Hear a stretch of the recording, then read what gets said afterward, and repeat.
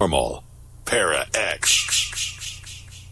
The views expressed and the opinions given by the individual host and their guests do not necessarily reflect those of Para X, its affiliates, or its sponsors.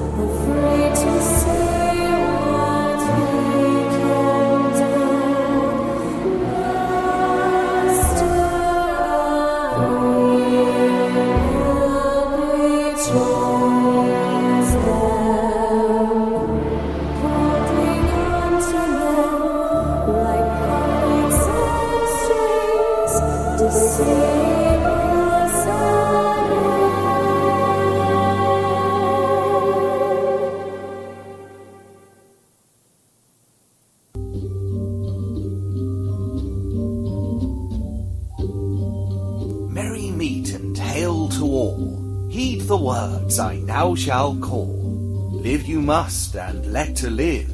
Fairly take, and fairly give. Do what thou will, if it harms none. By the magic of old, may it be done. 9 woods in the cauldron go, as above, so below. Welcome to Stirring the Cauldron on the Para X Radio Network. And now, here's your host, Marla Brooks. Hey, merry meet everybody, and welcome to Stirring the Cauldron. The music you were just listening to is called Unseen Eyes by Midnight Syndicate with Destiny Beard doing vocals, and it's off their album called Vampire. And that works out really well tonight because vampires are the topic, and my guest is AP Sylvia.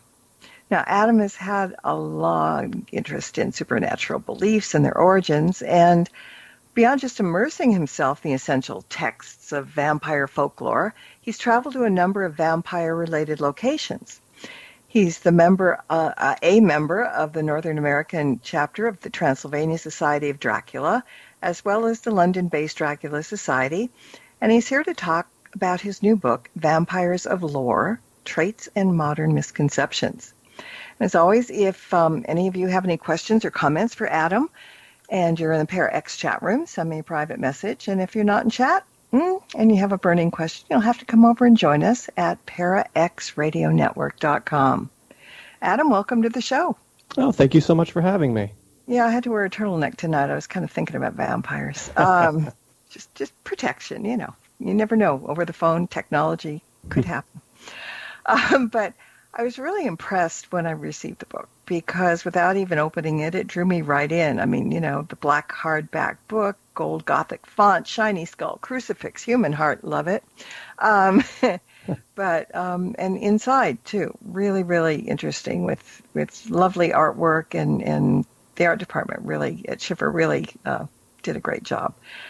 Now, your bio says that you're a fan of classic monster movies, but are vampires your favorite monsters?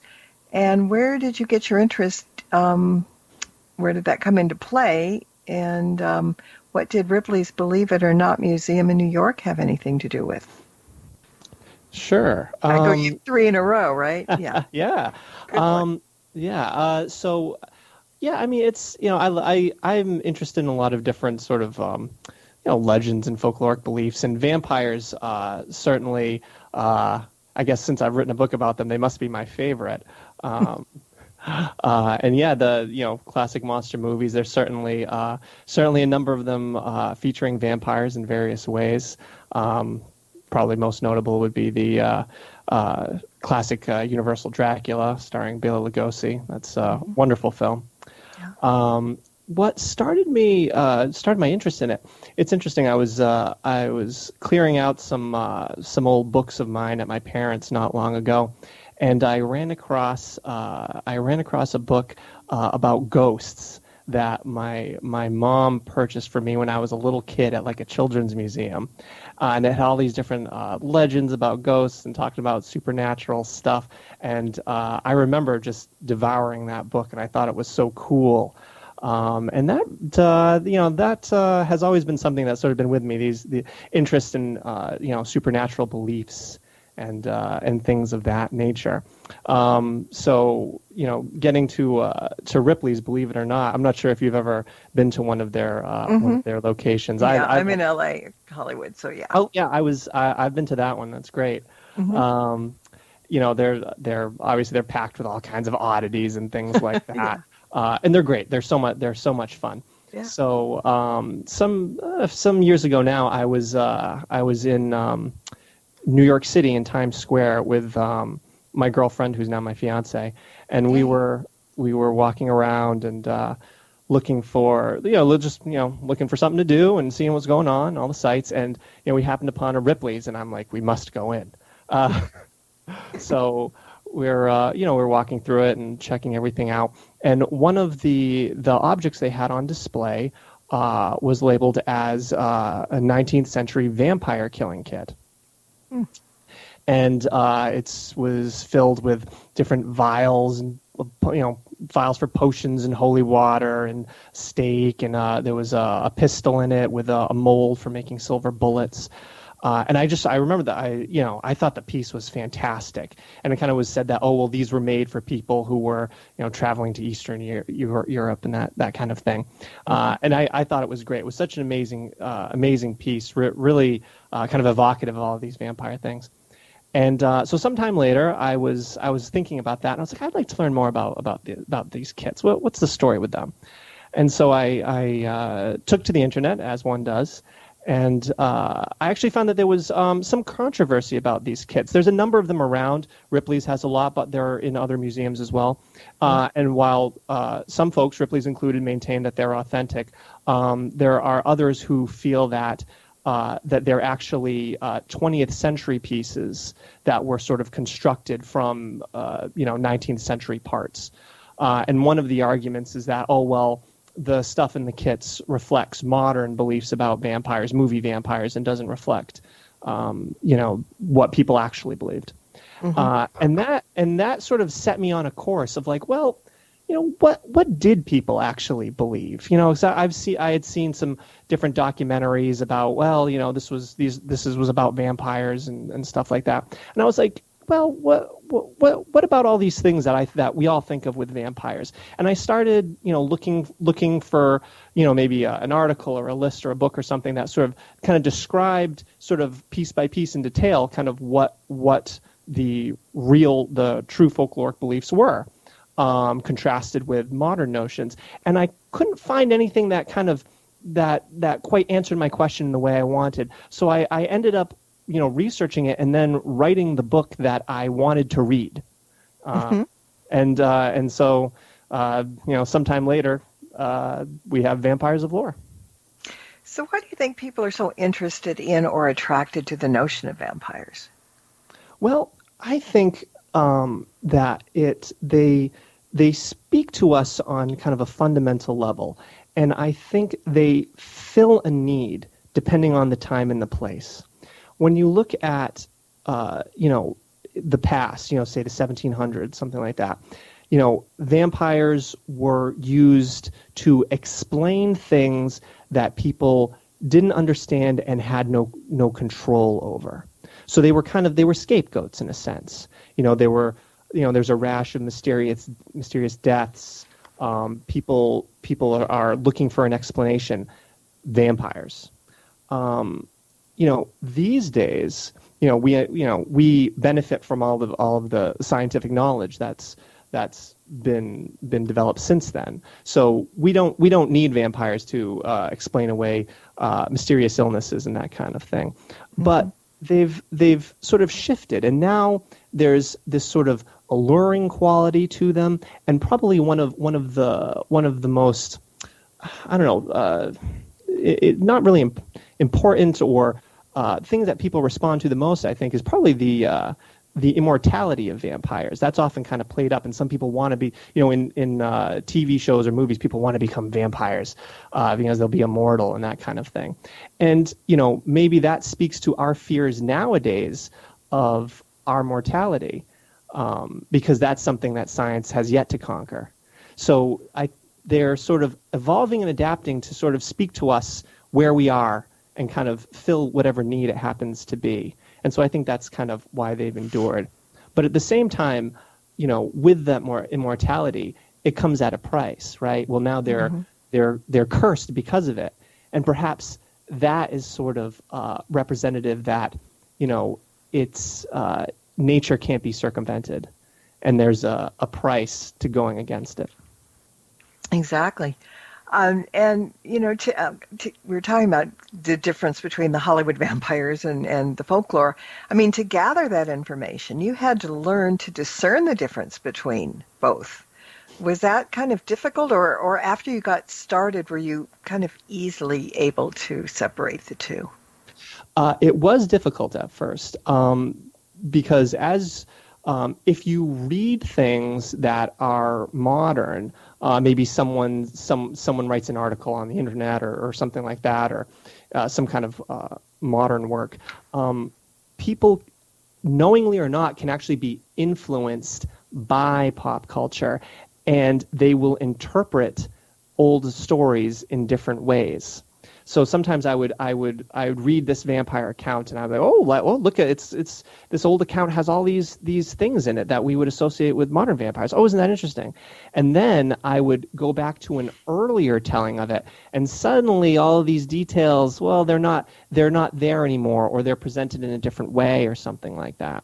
So I found that interesting, and so in my book, I tried to. When I could I tried to find, go for pre-20th century sources as far back as I kind of could, and try to go to the earlier tellings before there was so much vampire pop culture stuff, and try to get to the as close to the original accounts and records as I could.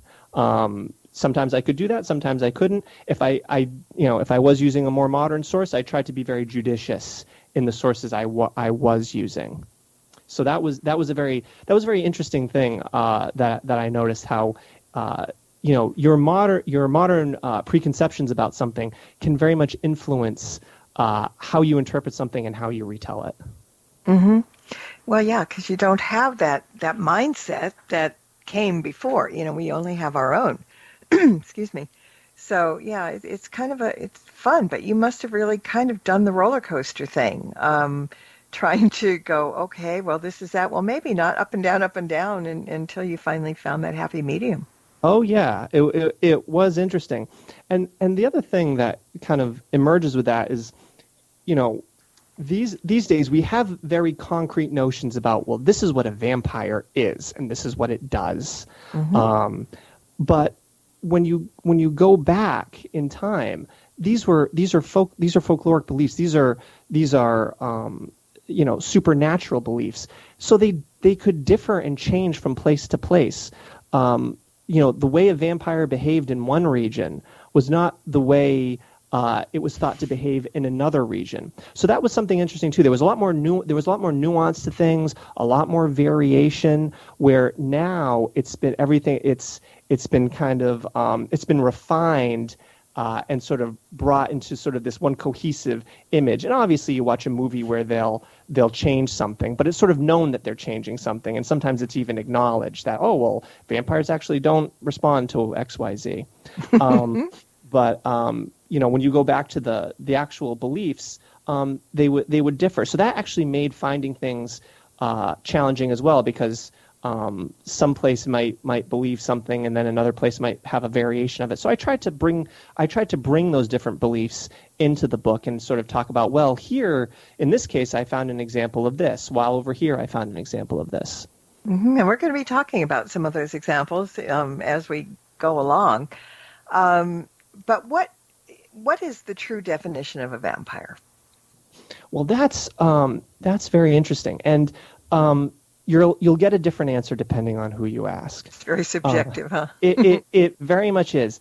There are some works out there that are like that will talk about vampire beliefs from different places and times, and some authors or writers will cast a very wide net, and any kind of supernatural monster that drinks blood or something like that is a vampire by their definition.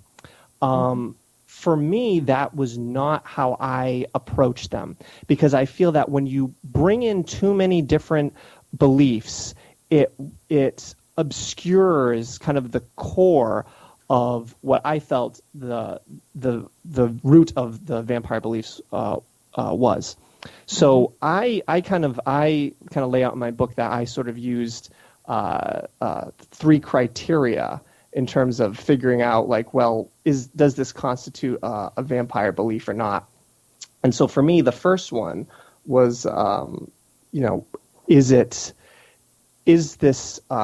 has to be a reanimated corpse. So it has to be a thing that once was a human being and was somebody's neighbor, right? There's some folks that will work in like, oh, well, these were, so it's not a demon or some kind of supernatural creature that was always a supernatural creature, right?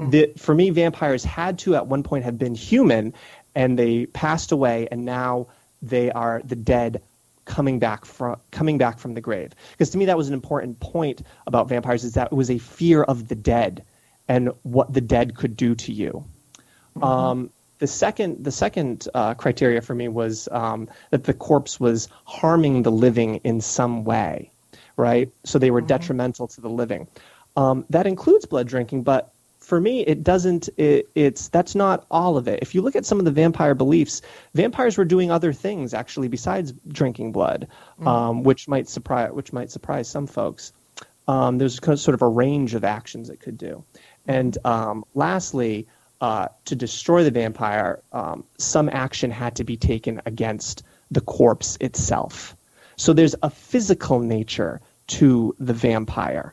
It's not this sort of ephemeral spirit or something like that. There's a physicality to it that I also felt was quite important. So that was sort of my criteria, and I tried to stick with that throughout the book. I would deviate from time to time if needed, if I felt that it was relevant to do so. But that was kind of my guiding principle. And I think that kind of worked out well and sort of kept it focused and really sort of brought into clearer focus what the vampire beliefs were all about. Mm-hmm. What's a half vampire? Because, I mean, as long as we're talking about vampires, there is in the book talk of a half vampire. Yes, that was something I found very interesting. I remember a long time ago I was looking that up. That always, and there's some works out there that have these half vampires that go out and hunt full-blooded vampires and stuff like that. And that always sort of struck me as like, is this some kind of Hollywood invention? You had to create sort of a sympathetic but super-powered, interesting hero that was going to fight the vampires but could stand up to them. Like, oh, a half vampire, okay. So it always had this sort of ring of like, this seems invented to me. And in my research, I was surprised to learn that it was actually an actual folkloric belief that there were at some places people believed that vampires could have natural-born offspring, and those offspring then were thought to have sort of strengths or abilities that allowed them to sort of exorcise vampires from villages and that sort of thing. So they would be sought out if a village thought that they had some kind of vampire problem. And the other interesting thing is that they could actually be descendants of the vampire. So they could actually be multiple generations removed from whatever ancestor was believed to be a vampire, but they were thought to still have that vampire fighting ability. So that was something that I thought I was sort of pleasantly surprised by, and I thought it added a very sort of unique element to things. Well, I was surprised by a few things and, disappointed. Oh, yeah. Here it comes, right? Yeah, yeah. All right. So, I mean, this is how I didn't go looking for that, but when I first got the book, I flipped it open and flipped through the various chapters and things jump out at you. And of course, the chapter on fangs jumped out on me. Don't ask me why. But I was surprised to read that in tradition, vampire beliefs do not incorporate fangs. And so then, the mind starts going on. Well, if there are fangless vampires, then what else made them so fearsome if they didn't suck blood? So yeah, the fangs thing, I'm sure a lot of people would be surprised about. And that's probably one of the most, that's definitely one that is quite unexpected, given how strong fangs are in our current vampire imagery, right? If you're watching a TV show and some actor looks menacingly at the camera, smiles, and they've got two elongated canine teeth, you immediately know they're a vampire, right? Mm-hmm. That's all you need, and that's it. So there, but yeah, there was really nothing in the folklore that talked about vampires having fangs, elongated canine teeth in that way. They were believed to suck blood, or at least in some accounts they were, and that often wasn't really explained anyway. They sort of just did. It wasn't talked about like, well, they needed fangs or they did that. In some accounts, throats, yes. Yeah. I mean, in some accounts, it was just sort of taken as a given. The vampire sucked their blood, and that's the end of it. Mm-hmm. Okay. The probably one of the things that made people believe that is when they exhumed some of these corpses that they thought were vampires terrorizing them. They would see blood around the mouth of the corpse, mm-hmm. And that is actually something that can happen naturally in the decomposition process. Right. But they probably saw that and then jumped to the conclusion, well, people are ill. We've exhumed this body, this person who we think started it all, and there's blood around their mouth. What else could it be? Mm-hmm. So that's kind of one thing.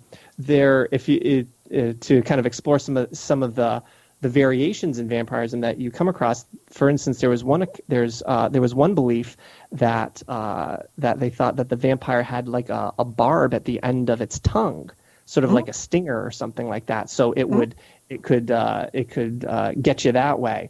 And there are some accounts where there is a wound on the neck, but it's not two wounds, right? Mm-hmm. It's not the two fang marks. There are accounts of a single wound.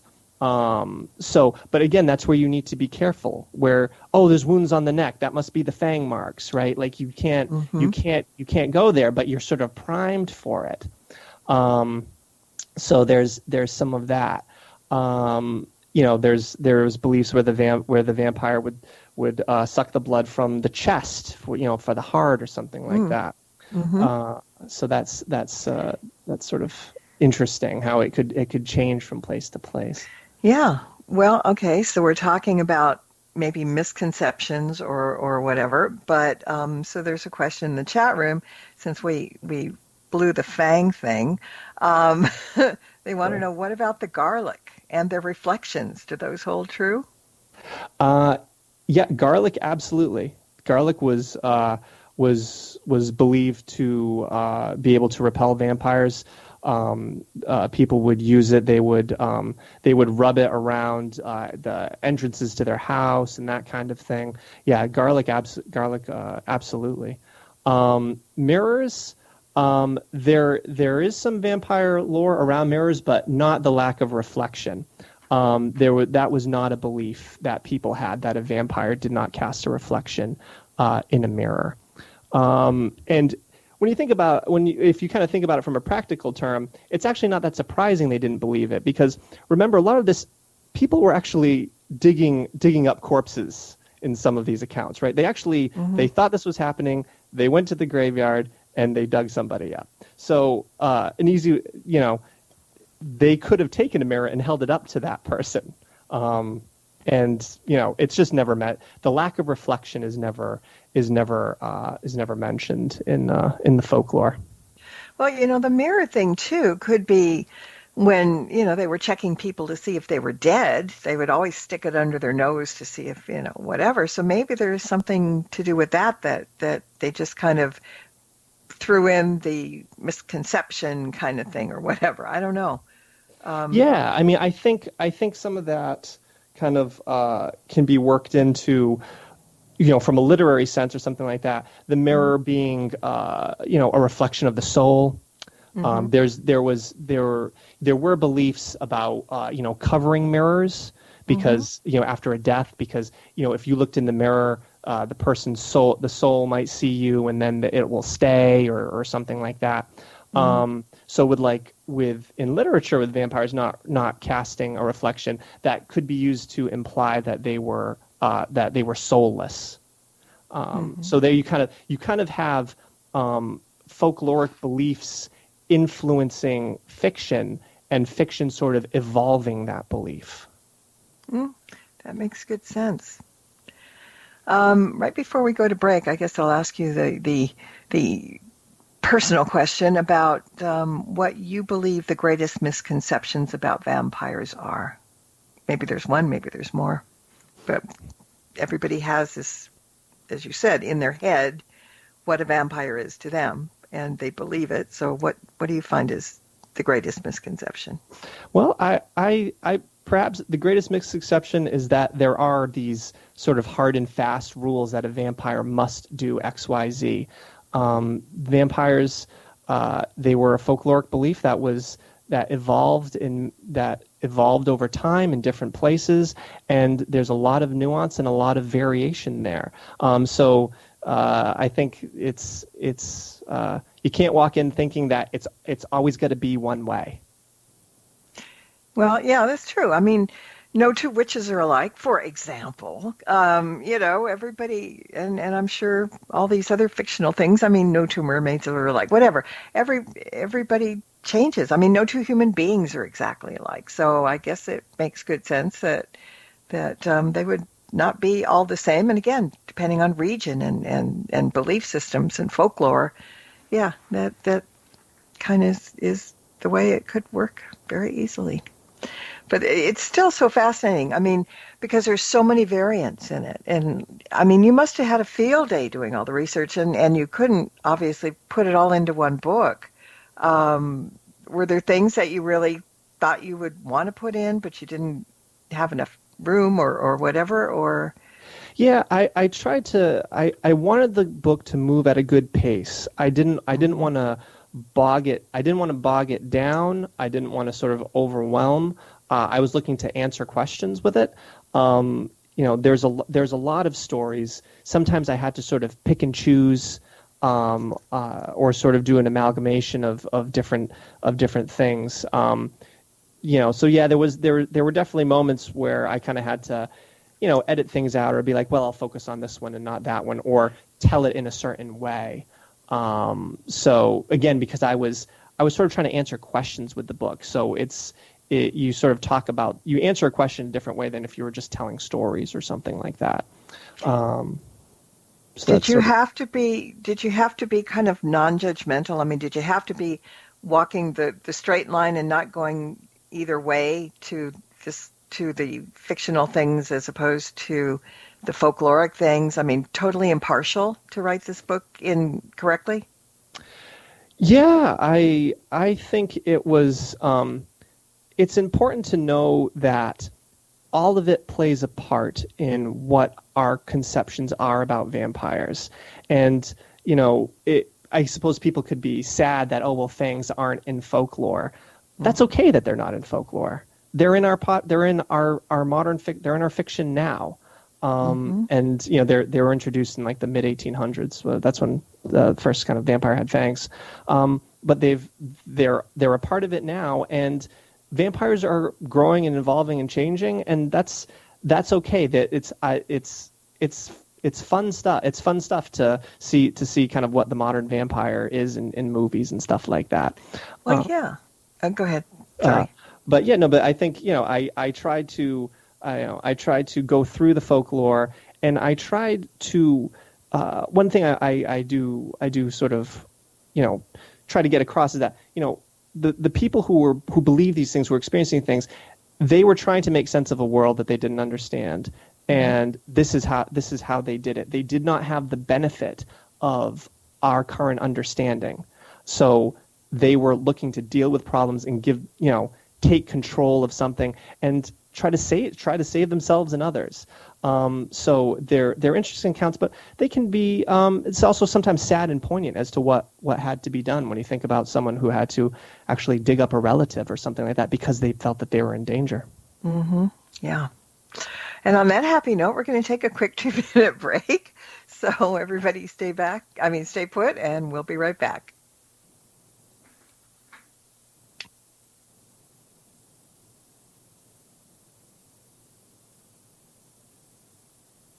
Don't go away. There's more Stirring the Cauldron with Marla Brooks right after these important messages. It's time to learn your real talents. Learn what to focus on. Then change your perspective. Regain those divine intentions. Be empowered by what life throws at you. They are Psychic Little T and Jennifer Green, Nashville's astrologer. Tune in and discover who you really are and set free your passions. Get comfortable with the uncomfortable. Then you can follow your passions with renewed energy. May your journey be one of divine wonder to get where you want to be. Come aboard.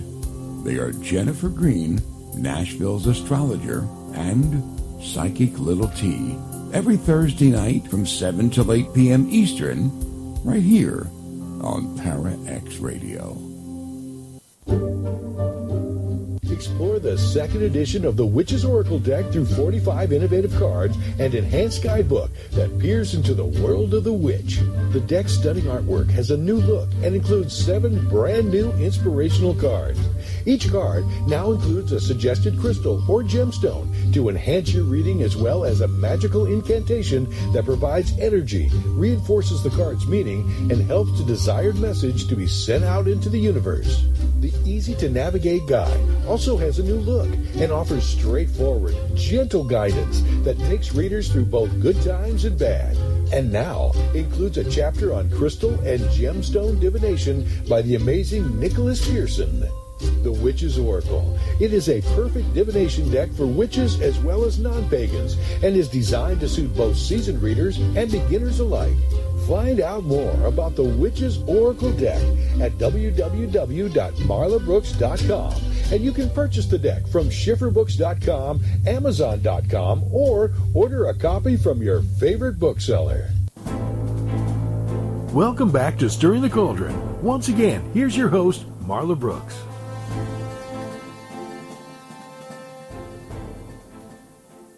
And it's Vampire Night on Stirring the Cauldron. We're back with Adam Sylvia, and we're talking about his new book, Vampires of Lore, Traits, and Modern Misconceptions. And so I was, Adam, I was surprised to find out another thing in the book. I mean, I love learning things, and maybe this one I wasn't paying attention about. But I was surprised to find out that a vampire cannot enter a house without permission of somebody inside. So we really don't need to close our windows at night for fear a vampire will fly through the bedroom window in the form of a bat, because that's another misconception. But and in Dracula, you said that Van Helsing clearly states that someone in the household needs to bid a vampire in. But maybe they left that part out in the movie version, or maybe I just wasn't paying attention.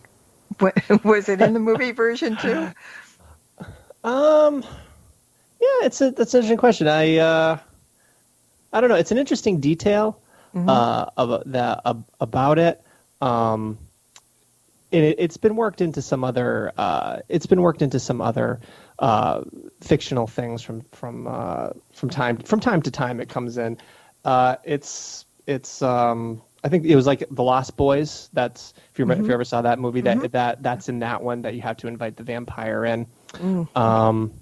Yeah, I can't remember if the Universal one makes a point of it or not. It's an interesting detail. It's always it always struck me as one that was why make it harder to write the script where you have to like work in this thing. But that's been in a few different things. Not really part of folklore. There were some things in folklore that were maybe leaning towards it, walking towards it, but ultimately it was introduced in fiction, and I think that it makes sense when you think about it from a folkloric aspect. If let's say there was some kind of disease or epidemic in a town or something like that, people would probably realize fairly quickly that no one was inviting anybody in, and yet people were still getting sick. So, but it's a detail that gets worked into some movies, and I think it's interesting to see how writers sort of tackle it. Well, it totally blew my mind, because then I start thinking, this is scary, because all right, so I don't know. I didn't see that you were writing about vampires being shapeshifters, but obviously the bats are not part of folklore in general. But then I'm thinking, all right, we know about vampire bats. They suck blood. But where did they get the name vampire bats? They must have had some other name before the vampire thing came into play. Yeah, so that the link between vampires and bats today it's so strong, right? In all of our, especially like think of Halloween imagery or something like that. You'll have a kind of a cartoon vampire in his cape. He kind of holds it up like bat wings, and maybe he's got pointy ears and stuff like that. Mm-hmm. Very much in sync there. Vampires turning into bats. Practically unheard of in the folklore. There were a couple references to it that were recently discovered that I read about in a scholarly article, which was very interesting when I found it, because for the longest time people thought that like Stoker had invented it. Mm-hmm.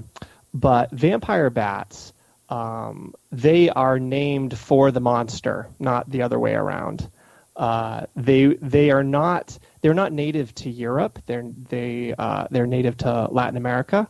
So Europeans only would have encountered them, discovered them, after voyages to the New World, and so they were named for the monster. So, and vampires, obviously have been around a lot longer than Europeans traveling the Atlantic. You would hope so. Now, you traveled to a lot of cemeteries that were connected with vampires. People buried there who supposedly were vampires.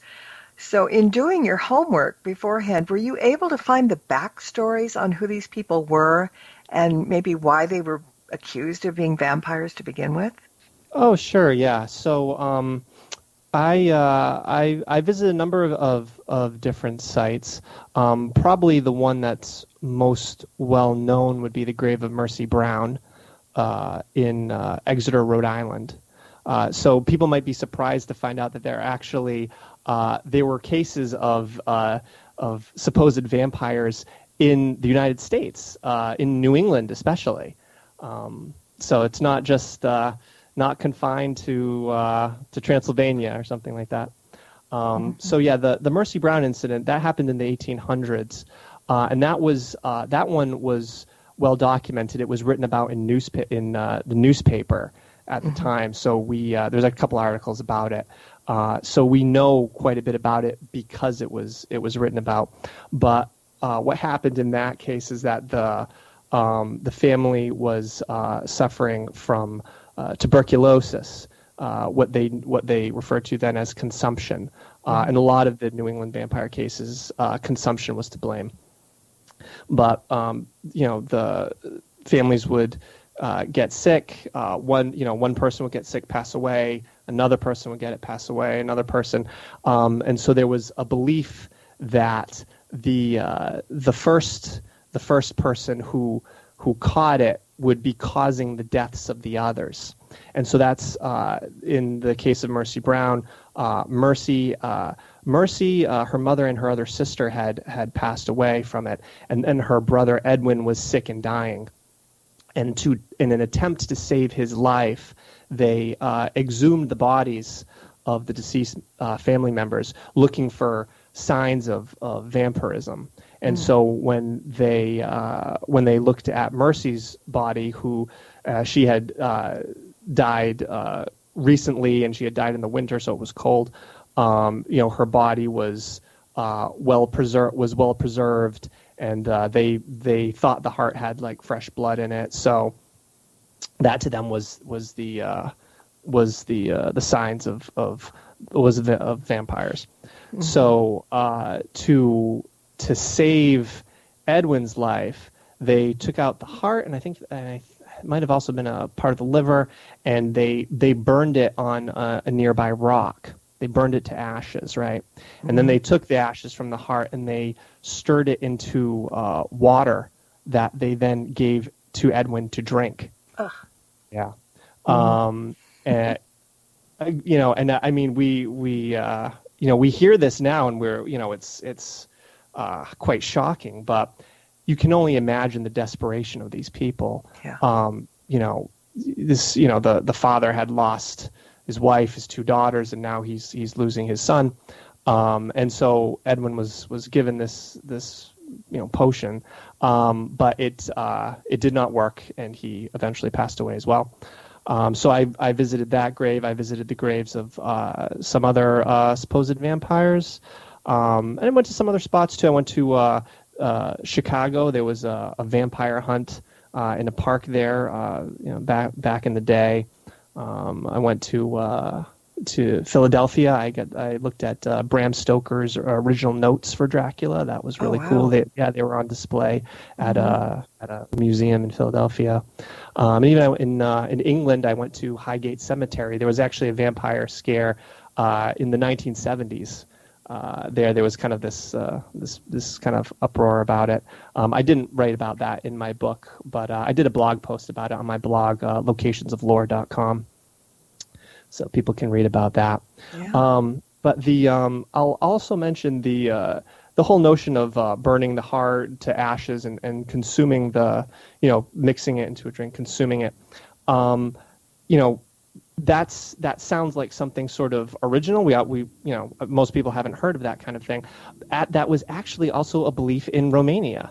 I found accounts where people did that. People supposedly did that in Romania to save victims of vampires.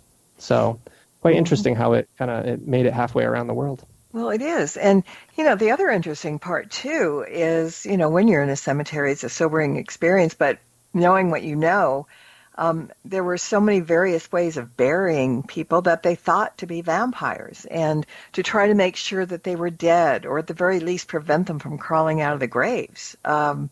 Did you find anything that was really creepy, weird about that, or something that I left out about some practices? Yeah, I mean, there's sometimes you'll read articles about archaeologists finding these sort of strange burials. They're called deviant burials, just because the burial practice, deviates from the norm. There's all sorts of different things where like the body would be mutilated in some way or something like that. There was I think there was one in Connecticut where like they found the skull was like taken and put in the middle, and like the femurs were crossed or something like that. Mm-hmm. But there's stories of people who would bury the corpse upside down, so they would be facing down instead of up. So if they came back to life, they would like go in the wrong direction. So I like that. It makes sense. Yeah, I mean, people were they had all kinds of different ideas about it. I guess those particular vampires weren't too bright. But yeah, there was all sorts of things people would do, to try to hold the corpse in or make it such that it couldn't get up and move around. Mm-hmm. Yeah, somebody in chat wrote "stone in the jaw," so they were doing that too, I guess. Sure, yeah, that came from a belief where it was thought that the vampire or the corpse would be chewing in the grave, right? It would be chewing, it would be eating its shroud or eating itself, and by virtue of it doing that through some kind of sympathetic magic, it would cause disease and death in family members and neighbors. So, for instance, in Germany, that particular vampire was known as a Nachsurer, and there's other examples of it. So the idea was that you would stop it from chewing, and that would save everyone. So you could put a stone in it or a coin, or you would put something under its mouth so it couldn't open its mouth, and that was the approach for those. But again, you see that's we don't think about Dracula just lying in his coffin chewing on his sheets and causing trouble. But again, you have the case where it's an undead corpse that is reanimated in some fashion and causing harm to the living. So something physically had to be done to it to stop that. So if you look at the folklore, suddenly all these variations kind of come into play, and it's fascinating. And it stems from this fear of the dead, that they will bring death to you. Somebody in chat asked about the vampire wolf connection. That's probably going. It's been there a while when we were talking about bats. I just didn't see it. Is there a vampire wolf connection? Yes, there is, and I actually. In my book, I actually have a chapter about the connection with witches and werewolves to vampires, and there's sort of there's a lot of overlap among them all, which is it's again gets back to this thing of we have these very discrete ideas of what constitutes a vampire, what constitutes a werewolf, and what constitutes sort of the fictional witch, the malicious witch, right, that we have in fairy tales, kind of thing. But when you actually start going into some of these stories, there's a lot of overlap. The things that you would use to stop a vampire might be used to stop a witch, or might be used to stop a werewolf. Vampires, we talked about turning into different things. There are accounts where vampires would turn into dogs, right? I think there was one belief in this French belief in a type of werewolf where the dead body would come back to life, and it would it would consume its burial shroud or something like that, and ultimately it would sort of erupt from the ground as a wolf. So right there you have these two kind of these two different things. You have this werewolf, you have this human turning into a werewolf, but you also have the undead element. So there was a lot of different overlap and interplay between these sort of legendary creatures. Yeah. Well, do you think that if it weren't for Bram Stoker writing Dracula, that the notion of vampires would not have been as widespread, and most people might not have ever even heard of them? I think Bram Stoker's, importance to the popularization of the vampire, of Dracula, the vampire as we know it, probably can't be overstated. The various interpretations and the impact of that novel.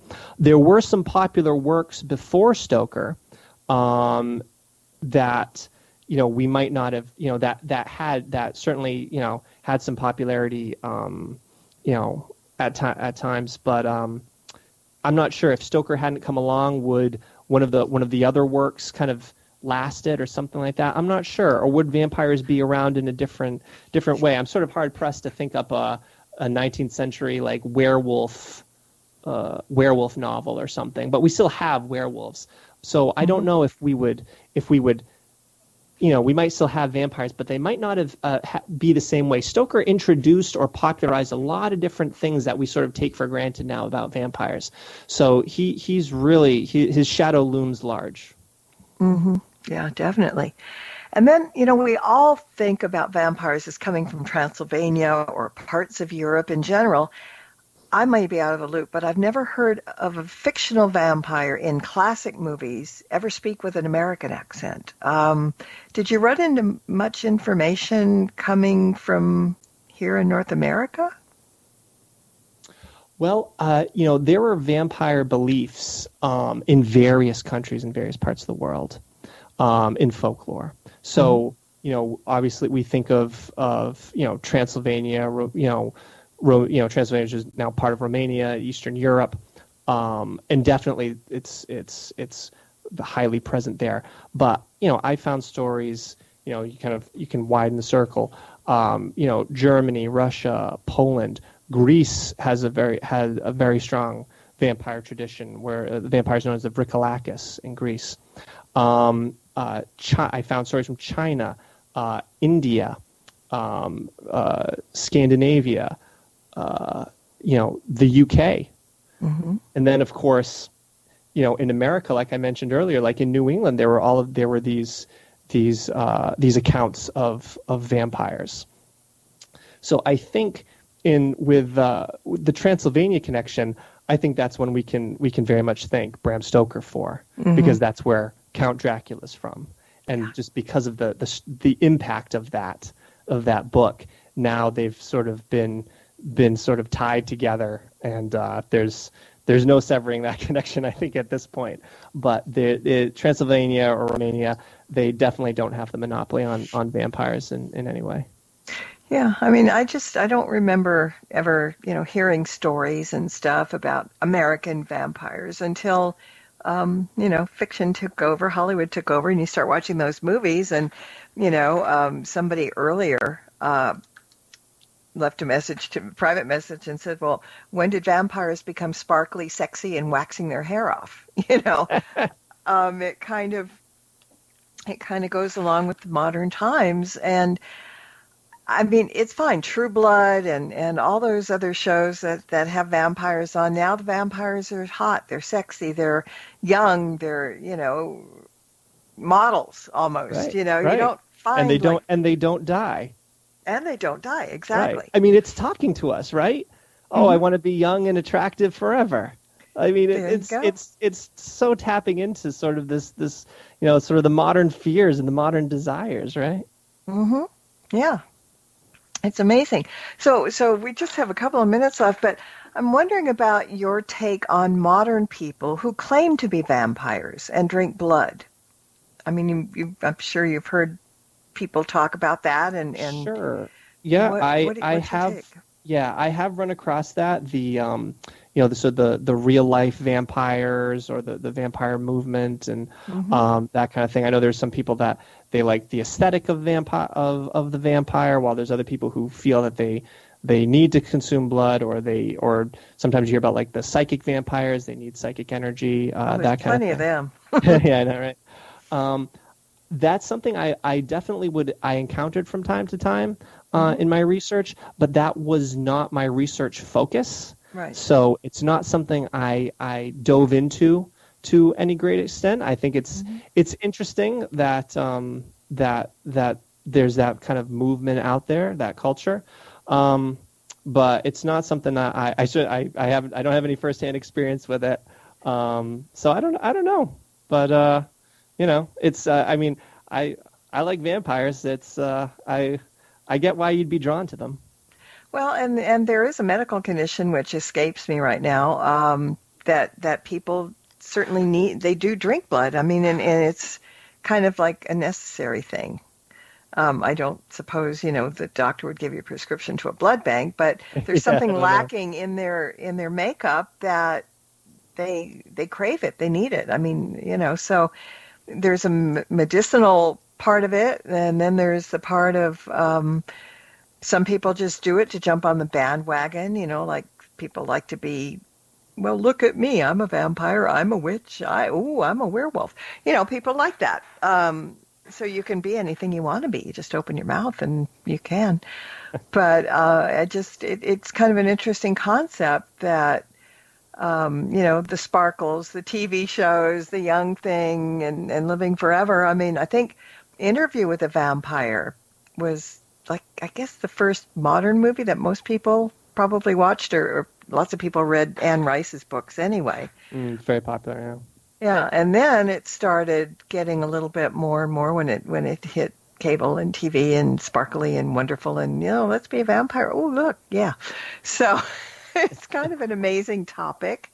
It's an amazing topic to read about. It's an amazing topic to write about.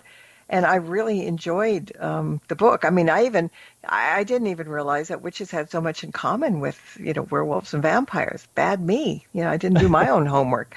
But it was really interesting. So, I mean, it was a fun book. It was an interesting book. And I think people will enjoy it. And like I said, visually, it's amazing. It makes you, it's got the Gothic look. And that's never a bad thing. So tell people where they can find out more about you and the book and if you're doing any events or lectures or whatever. Sure. So, so the book is called Vampires of Lore, Traits and Modern Misconceptions. It's by me, A.P. Sylvia. You can find it on various online retailers such as Amazon.com, Barnes & Noble, Books A Million, Target.com. If your local bookstore doesn't have it, I suppose you could always ask, see if they could get it in for you.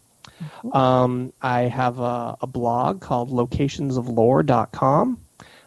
In that I do posts about some of the interesting or spooky places I've visited. There's a number of vampire posts in there about some of the different sites I've gone to, so you can see some pictures of that, and I talk about it.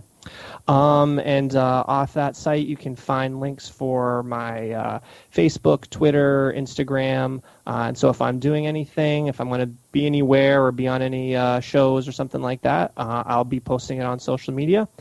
So you can follow me there. You're easy to find. Some people aren't. And so, well, I really want to thank you again for being and sharing the book, because I thoroughly enjoyed it. It was fun and informational. Two things are really kind of cool when you mix them together, because you learn and you enjoy it at the same time. So thank you, and feel free to come back anytime. Oh, well, thank you so much. I'm so glad that you enjoyed the book, and I really enjoyed chatting with you tonight, and I'd love to come back. Good. Well, we'll make that happen. And I want to thank everybody else who's listening to the show as well, both live and on the podcast. And don't forget to go over to and subscribe at the show's YouTube channel. Just type in Stirring the Cauldron Para X, and you'll find it easy enough. And if you want to know around my website and find out more about the show and all kinds of things, you can go to marlabrooks.com. So until next time, everybody, as usual, blessed be, and merry meet again. Good night. Thank you for tuning into this episode of Stirring the Cauldron with Marla Brooks. Please join us again next week at the same time for another great guest and more cauldron stirring. Any rebroadcast or other use of this program without explicit permission is strictly prohibited. Copyright 2019. The Mysterioso March by Kevin MacLeod is licensed through incompetech.com.